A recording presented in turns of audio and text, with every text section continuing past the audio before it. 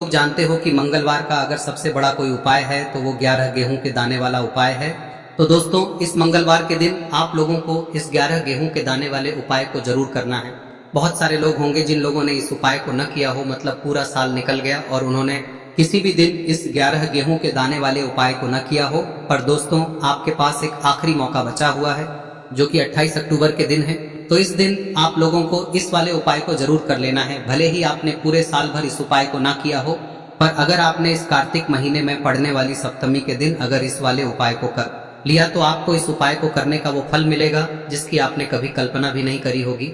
इसीलिए आप लोग इस वाले उपाय को एक बार जरूर कर लेना ताकि आप लोगों के हाथ से यह मौका ना जा सके और आपको इस उपाय को करने का फल मिल सके। दोस्तों, यह उपाय पंडित जी ने अपनी अभी की ही शिव महापुराण की कथा में बताया है, जिस उपाय को आज हम आपको बहुत अच्छे से समझाने वाले हैं। इस वीडियो को देखने के बाद इस उपाय को समझने के लिए आपको कोई और वीडियो को देखने की जरूरत नहीं पड़ेगी। तो चलिए दोस्तों, उपाय को शुरू करते हैं। यह इस कार्तिक महीने के मंगलवार के दिन यह इतना खास होता है, इतना महत्वपूर्ण होता है। देखा गया है कभी कभी बड़े बड़े पूजा पाठ अनुष्ठान से जो मनोकामना पूर्ण नहीं होते, वो इस कार्तिक महीने के सप्तमी के दिन एक छोटे से उपाय करने से ही आपकी मनोकामना पूर्ण हो जाती है। और बहुत सारे लोगों ने इस उपाय को किया भी है और उनको इस उपाय को करने का फल भी जरूर मिला है। अगर आप लोग भी इस उपाय को मंगलवार सप्तमी के दिन करना चाहते हैं तो आप इस उपाय को पहले अच्छे से समझ लेना, सुन लेना, उसके बाद करना। आपको इस उपाय का फल जरूर मिलेगा। और इस उपाय को कर लेने से आपके घर में चाहे किसी भी प्रकार की दुख और समस्या क्यों ना चल रही हो, आपको उसका कारण भी नहीं पता है कि भाई ये समस्या किस कारण से चल रही है, उसका कुछ भी कारण हो सकता है, जैसे पितृदोष हो सकता है या किसी भी तरह का मंगल दोष भी हो सकता है। तो इस दिन आप लोगों को यह वाला उपाय कर लेना है। यह एक ऐसा उपाय है जिस उपाय को अगर किसी विशेष दिन पर किया जाए तो भाई उस विशेष दिन का जो है वह तो हमें मिलता ही मिलता है।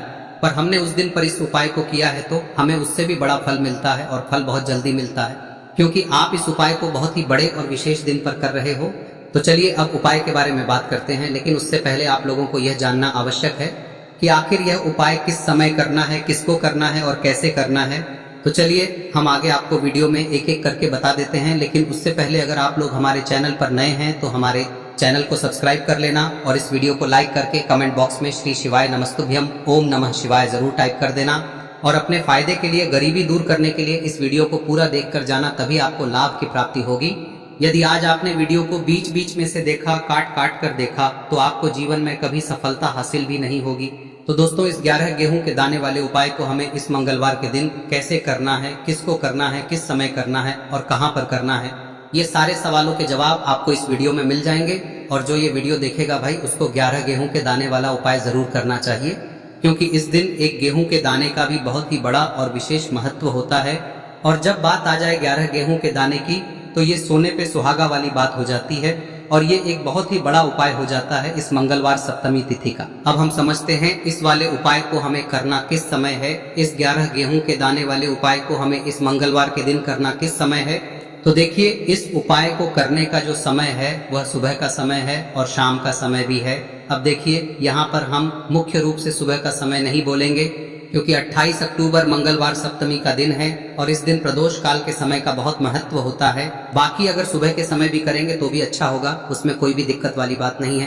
तो चलिए जानते हैं इस विशेष उपाय के बारे में। लेकिन उससे पहले एक प्रार्थना, अगर आप इस चैनल पर नए हैं तो आप इस वीडियो को लाइक करें, चैनल को सब्सक्राइब करें और कमेंट बॉक्स में आप अपनी राशि या अपना नाम जरूर डाल दें, क्योंकि हम राशि से जुड़ा भाग्य भी बताते हैं और भाग्य में चल रही परेशानियों को दूर करने के लिए वह आसान से आसान उपाय भी बताते हैं। तो चलिए अब हम अपने सबसे पहले उपाय की बात कर लेते हैं। देखो, गुरुजी ने कहा है कि अगर मंगलवार के दिन कार्तिक महीने की सप्तमी तिथि पड़ जाए तो इस दिन आपको 11 गेहूं के दाने वाला उपाय तो अवश्य ही करना चाहिए। देखो, यह उपाय यदि आपके जीवन में कर्जा बहुत अधिक है, आपके जीवन में संकट बहुत अधिक रहते हैं, आपके ऊपर बहुत अधिक विपदा आ रही है, बार बार आपको अपने व्यापार में और अपने धन में हानि देखने को मिल रही है, यानी कि आपको प्रत्येक कार्य में हानि हो रही है, तो आपको ये उपाय करना चाहिए। देखिए, इस उपाय के लिए आपको 11 गेहूं के दाने आपको लेने हैं, ठीक है। 11 दाने लेने के बाद में आपको जरूरत होगी चावल के दानों की। 11 चावल के दाने और 11 गेहूं के दाने, और चावल के दाने खंडित नहीं होने चाहिए। अब आप कहोगे भैया गेहूं कहाँ से लेने हैं? देखो, आपको किसी भी किराना स्टोर पर गेहूं के दाने आपको आसानी से मिल जाएंगे, जाकर ले लेना, ठीक है ना। 11 गेहूं 11 चावल के दाने लेने हैं। साथ ही साथ आपको एक तांबे का लोटा लेना है और उस तांबे के लोटे में आपको जल भरना है। जल आपका खुद के घर का होना चाहिए, मंदिर का नहीं होगा। अब आप ये सब सामग्री लेकर पहुंच जाओगे महादेव के शिवलिंग के में। शाम के टाइम पे प्रदोष काल में देखो, जब आप ये उपाय कर रहे हो तो अपना फेस रखना उत्तर दिशा, नॉर्थ डायरेक्शन की तरफ। अब यहाँ पर जो मैं आपको क्रम बताने जा रहा हूं ना, उस मेरे क्रम को बहुत ध्यान से सुनिए। महादेव को अगर कोई सबसे प्रिय है ना, तो उनकी सबसे छोटी पुत्री जिनका नाम है माता अशोक सुंदरी, जो आपके पास में चावल के 11 दाने हैं ना, उन चावल के 11 दानों को माता अशोक सुंदरी के स्थान पर आपको अपना नाम और गोत्र बोलते हुए समर्पित कर देने है ना। और चावल के दानों को रखने के बाद में आपके पास में तांबे का लोटा है ना, उस तांबे के लोटे को कहीं पे भी हम जल नहीं चढ़ेंगे, सिर्फ और सिर्फ माता पार्वती का जो हस्तकमल आपको दिख रहा है यहीं पे गोल गोल आपको समर्पित करना है। उसी जल को और कहीं नहीं, न तो माता अशोक सुंदरी के स्थान पर, न तो शिवलिंग के ऊपर, सिर्फ आपको यहाँ पे गोल गोल जलाधारी पर आपको उस जल को समर्पित करना है। अब आपके पास में बचे हुए हैं 11 गेहूं के दाने और बचे हैं। उन्हीं 11 गेहूं के दाने को अपनी मनोकामना अपने विशेष कहते हुए कि शिवलिंग के ऊपर अगर आप मंगल प्रदोष काल में समर्पित कर देते हैं तो आपकी जो भी मनोकामनाएं होंगी, जो भी विश होंगी, महादेव पूरी जरूर करते हैं। अन्न को समर्पण करने से, उस खासकर गेहूं को समर्पण करने से हमारी इच्छाएं पूरी होती हैं। और अगर मन हो तब तो इससे सुंदर संयोग कुछ भी नहीं हो सकता। आपकी इच्छाओं को पूरा करने के लिए बहुत स्पेशल, बहुत प्यारा सा उपाय आप सभी को जरूर करना है। ध्यान में रखिएगा, यह उपाय प्रदोष काल में करना है। देखो, गुरुजी ने कहा है भगवान शिव के शिवलिंग पर 33 कोटि देव का वास होता है। अगर हम शिवलिंग के सामने कुछ भी उपाय करते हैं तो हमारे सभी देवी देवता हमसे खुश हो जाते हैं। ये उपाय आपको अवश्य करना है। देखो, सुबह के टाइम नहीं कर सकते, ठीक है। अब बात करते हैं अगले उपाय की। देखिए, इस उपाय के लिए आपको मात्र एक लौंग का जोड़ा लेना है, यानी कि 2 फूल वाली लौंग लेनी है। साथ में आपको मात्र थोड़ा सा शहद लेना होगा और इसी के साथ में आपको तांबे के पात्र के अंदर शुद्ध जल लेना होगा। अब देखिए, इन सभी सामग्रियों को लेकर के को भगवान शिव के मंदिर में पहुंच जाना है। देखिए, ये उपाय आप सुबह से लेकर शाम तक कर सकते हैं। तो वो सबसे पहले तो आपके पास जो 2 फूल वाली लौंग है, उन्हें आपको शहद के अंदर अच्छे से डुबोना है, यानी कि दोनों लौंग पर आपको अच्छे से शहद का लेपन कर देना। अब आपको जो आपके पास एक लौटा जल है, सबसे पहले तो उसे शिवलिंग पर धीरे धीरे समर्पित करना है और श्री शिवाय नमस्तु भयम इस मंत्र का जाप करते हुए समर्पित कर दे है। अब आपके पास जो 2 फूल वाली लौंग है शहद से, उसे आपको शिवलिंग पर अर्पित करना है और आपको प्रार्थना करनी है कि जीवन में जो रोग की स्थिति है वह समाप्त हो, जीवन के जो संकट और समस्याएं हैं वह सभी समाप्त हो, जीवन से जो कर्ज की समस्या है वह समाप्त हो। इस प्रकार से प्रार्थना करते हुए ये जो 2 फूल वाली लौंग ही शहद संयुक्त हो, इससे आपको शिवलिंग पर अर्पित कर देनी है। आपकी जो भी समस्या होगी इस मंगलवार के दिन अवश्य ही समाप्त हो जाएगी। तो इस प्रकार से आपको पहला उपाय करना है। अब हम बात कर लेते हैं दूसरे उपाय के बारे में। देखिए, ये उपाय आपके लिए सर्वश्रेष्ठ होने वाला है। देखिए, इस उपाय के लिए आपको मात्र 5 हरे मूंग के दाने आपको साबुत लेने हैं, खंडित नहीं होने चाहिए, इस बात का ध्यान रखिए। और इसी के साथ मैं आपको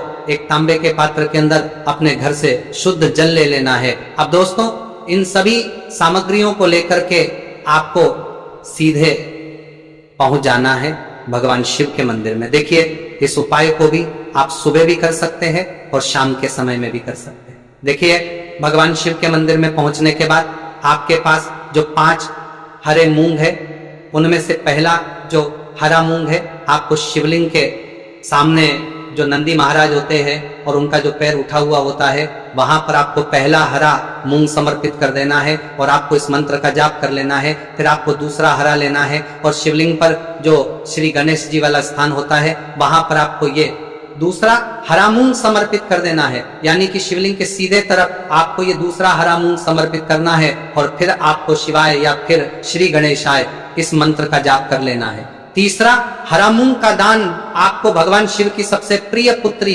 माता अशोक सुंदरी वाले स्थान पर समर्पित करना होगा। शिवलिंग की जो जला होती है, जहां से जल बह करके आता है, उसी जलाधारी के बीच में जो कहीं ना कहीं उठी हुई लाइन होती है सांप की आकृति के रूप में, वहीं पर आपको तीसरा हरा मूंग समर्पित करना है और फिर आपको ओम नमः शिवाय इस मंत्र का जाप कर लेना है। अब दोस्तों चौथा जो हरा मूंग है उसे आपको भगवान कार्तिकेय जी का जो स्थान होता है शिवलिंग पर, वहां पर आपको ये चौथा हरा मूंग का दाना समर्पित कर देना है और आपको ओम नमः शिवाय इस मंत्र का जाप कर लेना है। अब दोस्तों आपके पास जो पांचवा और अंतिम हरा मूंग बचा हुआ है उससे जल के पात्र के अंदर डाल देना है और इस हरे मूंग से युक्त जल से आपको भगवान शिव के शिवलिंग का अभिषेक कर देना है। जल आपको बिल्कुल धीरे धीरे समर्पित करते जाना है और लगातार आपको शिव महापुराण के मूल मंत्र श्री शिवाय नमस्तुभयम इस मंत्र का जाप करते रहना है।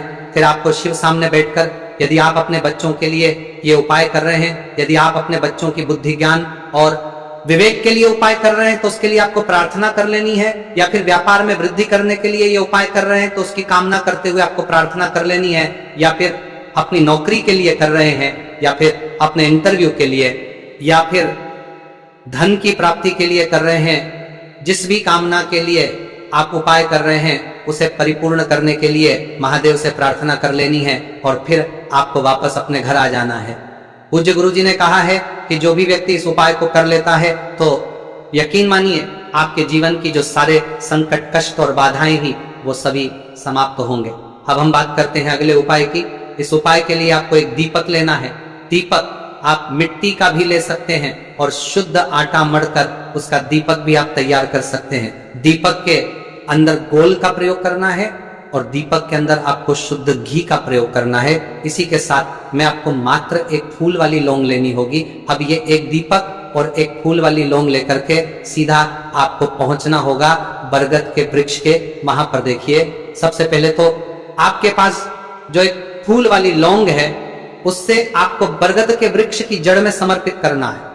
देखिए, अगर आपके जीवन में कोई भी बड़ा संकट आने वाला है, कष्ट आने वाला है, तो वह इस उपाय के माध्यम से दूर होने वाला है। महादेव की विशेष कृपा रहेगी कि जो भी संकट आपके जीवन में आने वाला होगा वह भी दूर हो जाएगा। तो आपको एक लौंग समर्पित करनी है बरगद के वृक्ष की जड़ में, और वहीं पर आपको जो है गोल बाती वाला दीपक जो आप लेकर के गए हैं उससे भी वहां पर प्रज्वलित कर देना है, वटकेश्वर महादेव का स्मरण करते हुए।